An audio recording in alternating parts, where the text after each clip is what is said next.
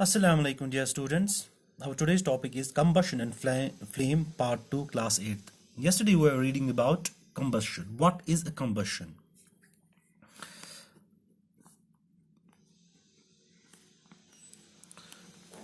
Combustion.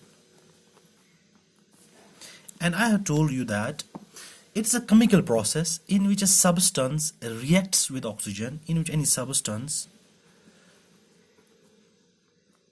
reacts with oxygen to give or to release heat and light. To release heat and light. It's called as combustion. And I have told you there are many substances which are combustible and there are many substances which are non-combustible. The combustion, the substance may be, on the basis of combustion, the substance may be combustible. अब combustible कौन से होते हैं? Combustible होते हैं वो जो चीज़ जलती है, फॉर एग्जाम्पल वुड की बात करेंगे, combustible है. हम पेपर की बात करेंगे, it's combustible. हम फॉर एग्जाम्पल पेट्रोल की बात करेंगे, it's combustible. हम कोल की बात करेंगे, it's combustible. इनको बोलेंगे combustible substances. ऐसे ही दूसरा है नॉन combustible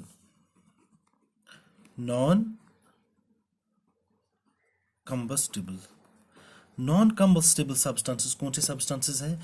वो substances हैं जो जलते नहीं हैं.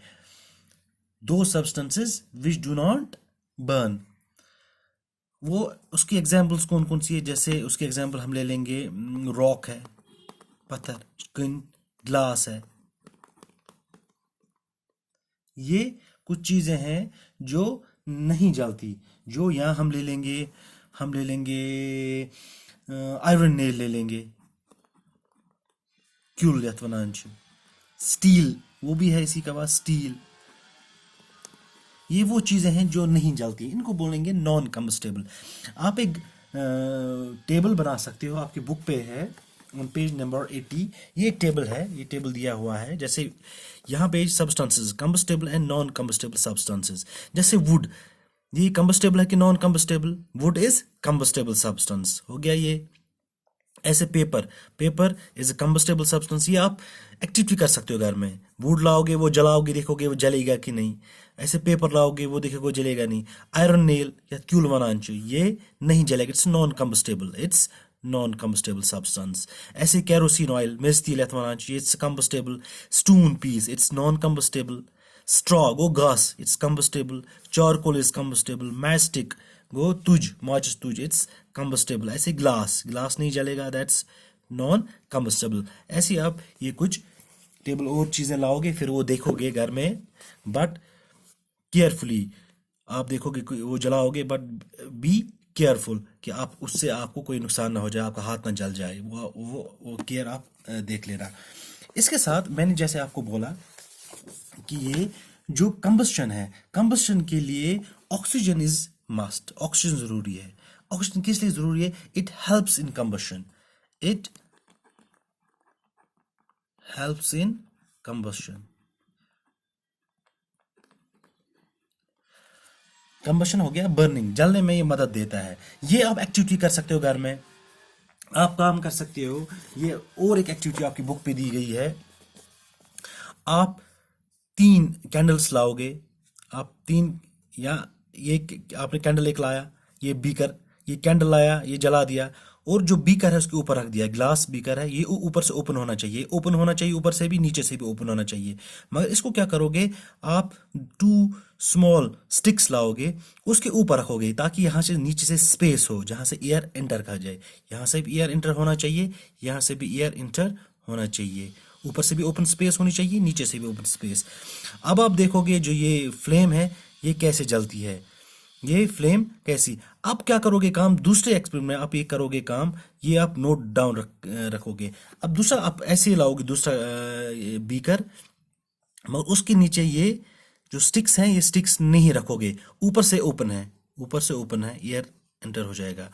अब ये देखो कि जो इसका ये फ्लेम है, इट विल फ्लिकर मतलब वो फ्लक्चुएशन, वो जैसे लगेगा अभी बुझने वाला, और थोड़ा सा स्मोक साथ होगा इसके, स्मोक आप देखोगे फ्लिकिंग, क्योंकि अब ऑक्सीजन सप्लाई है वो कम होगी, यहाँ से ऑक्सीजन सप्लाई नहीं आ रही है, ऑक्सीजन सप्लाई कम, यहाँ से तो आ रही है मगर यहाँ से नहीं आ रही है, तो थोड़ा थोड़ा सा ये ऑक्सीजन जो है अंदर इस ग्लास के अंदर वो कम हो गया। वो जो बर्निंग प्रोसेस जो है ये ऑक्सीजन यूज करता है, ऑक्सीजन अगर जो ऑक्सीजन अवेलेबल है वो यूज करता है, मगर उसको वहां से उतना ऑक्सीजन नहीं मिल रहा है जितना इसको जलने के लिए जरूरत होगा, तो ये विद फ्लिकिंग से जलेगा, it will burn with a flicking sound. अब इसके बाद आप ये काम करोगे, ये जो है तीसरा बीकर, इसमें नीचे भी कुछ नहीं है और ऊपर जो आप ये कवर करोगे, यहां से भी क्लोज्ड स्पेस है, इट्स क्लोज्ड स्पेस, यहां से भी क्लोज्ड स्पेस है, यहां से भी क्लोज्ड, मतलब ऑक्सीजन अंदर नहीं आ रहा है। जब ये जैसे आप जलाओगे उसके ऊपर रखोगे, for some time it will burn, for some time थोड़ी देर के लिए जल जाएगा, क्योंकि इसके अंदर ऑक्सीजन अवेलेबल होगा। जैसे वो ऑक्सीजन खत्म हो जाएगा, ये क्या हो जाएगा, ये बुझ जाएगा, मतलब ऑक्सीजन अब नहीं आ रहा है। ये एक्सपेरिमेंट इससे आपको पता चलता है कि जो ऑक्सीजन है, ऑक्सीजन हेल्प्स इन या और एयर हेल्प्स इन बर्निंग, ठीक है ना। इसके बाद जो हमारा, मैं आपको बोल रहा था कि ये हो गया आपका कंबशन का। फ्यूल्स जो हम यूज करते हैं, ये जो कंबस्टेबल सब्सटेंसेस है, ये जो कंबस्टेबल सब्सटेंसेस हैं, इनको बोलते हैं हम, दिस कॉल्ड एज फ्यूल्स, इनको फ्यूल्स बोलते हैं। अब ये फ्यूल्स है क्या? Fuel, FUEL। अब फ्यूल है क्या? अब इसके पहले आप डेफिनेशन लिखेंगे। फ्यूल्स आर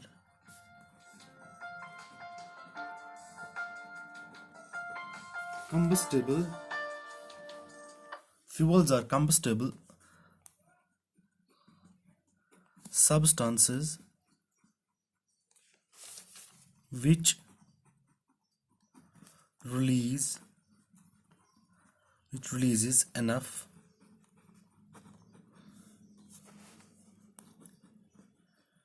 heat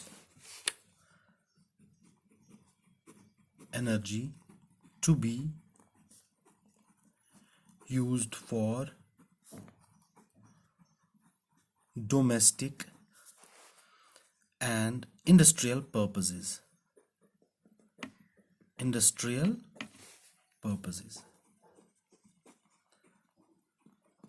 फ्यूल्स और कंबस्टेबल सब्सटेंसेस, फ्यूल्स वो कंबस्टेबल, अब कंबस्टेबल आपको समझ आ गया, जो जल जाए, which release enough heat energy.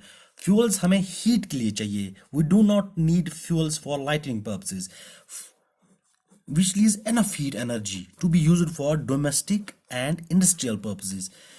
ये वो कंबस्टेबल सब्सटेंसेस है जो रिलीज करने चाहिए बहुत सारी हीट एनर्जी, जो हमें डोमेस्टिक एंड इंडस्ट्रियल पर्पस के लिए यूज हो जाए। जैसे डोमेस्टिक पर्पस हमें खाना पकाने के लिए वो यूज वुड, वो यूज कैरोसिन, वो यूज LPG। ये इतनी एनर्जी, एक तो हो गया एनर्जी एनफ होनी चाहिए, heat energy that should be enough. अगर कम होगी तो that will be not called a fuel. For example, हम मैच स्टिक जलाते हैं, उसके नीचे कुछ पकेगा नहीं ना।